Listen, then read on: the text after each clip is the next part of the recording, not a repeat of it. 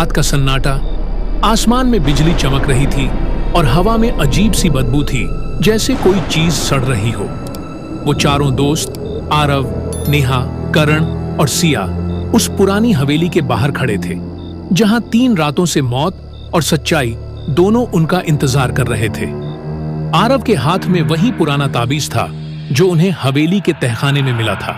उस पर लिखा था, जो इसे पहनेगा वही सत्य देख पाएगा। पर अब यह सत्य देखने की हिम्मत शायद किसी में नहीं थी। नेहा कांपती आवाज में बोली, आरव, अगर हम अंदर गए तो शायद जिंदा वापस नहीं आएंगे। आरव ने धीरे से कहा, अब वापस जाने का रास्ता भी तो नहीं है। धीरे धीरे उन्होंने हवेली का भारी दरवाजा खोला। क्रीक, एक ठंडी हवा का झोंका आया, जैसे किसी ने उनके स्वागत में सांस ली हो। अंदर चारों ओर धूल, जाले और सड़ी हुई मोमबत्तियां थीं। कमरे के बीचों बीच वही पुराना झूला हिल रहा था, पर कमरे में हवा नहीं थी, फिर भी झूला झूल रहा था। करण ने कैमरा निकाला और रिकॉर्डिंग चालू की। अगर हम नहीं बचे तो ये फुटेज बताएगी कि यहां क्या हुआ। जैसे ही उन्होंने कदम बढ़ाया, दीवार पर लगी पुरानी पेंटिंग्स हिलने लगी। एक पेंटिंग से हल्की सी आवाज आई, मदद करो। सिया डर के मारे आरव का हाथ पकड़ ली। वो बोल कौन रहा है?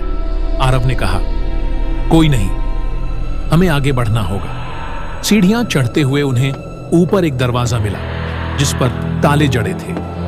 ताले अपने आप खुल गए और कमरे में लाल रोशनी फैल गई। वहां एक पुराना आईना रखा था। उस आईने में चारों के प्रतिबिंब नहीं, बल्कि 4 और लोग दिख रहे थे, उन्हीं की तरह, लेकिन चेहरों पर मौत का सन्नाटा। अचानक आईने से वही लाल साड़ी वाली औरत निकली। उसकी आंखें जल रही थीं और आवाज गूंजी, तुम सब वही गलती दोहरा रहे हो जो पहले उन्होंने की थी।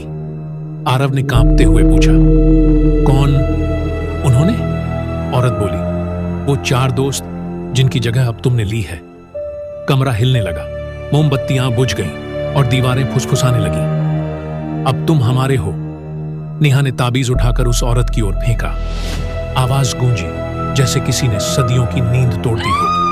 औरत दर्द से चिल्लाई, तुम्हें यह नहीं करना चाहिए था। पूरा हवेली कांपने लगी। छत से खून की बूंदें टपकने लगीं। फर्श में दरारें पड़ गईं।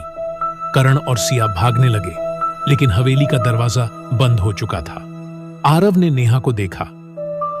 हमें उस ताबीज को उस कमरे में रखना होगा जहां से यह सब शुरू हुआ था। वो दोनों नीचे तहखाने की ओर भागे, जहां उन्होंने पहली बार हवेली का नक्शा देखा था। वहां दीवार पर खुदा था, जो सत्य को मुक्त करेगा वही इस श्राप को खत्म कर सकता है। आरव ने ताबीज रखा और हवेली में गूंज उठी सैकड़ों आत्माओं की चीखें। फिर अचानक सब शांत हो गया, सिर्फ एक सन्नाटा। धूल धीरे धीरे बैठने लगी और फिर सूरज की पहली किरण हवेली की टूटी खिड़की से अंदर आई। आरव ने आंखें खोली। वो अकेला था। नेहा, करण और सिया कहीं नहीं थे।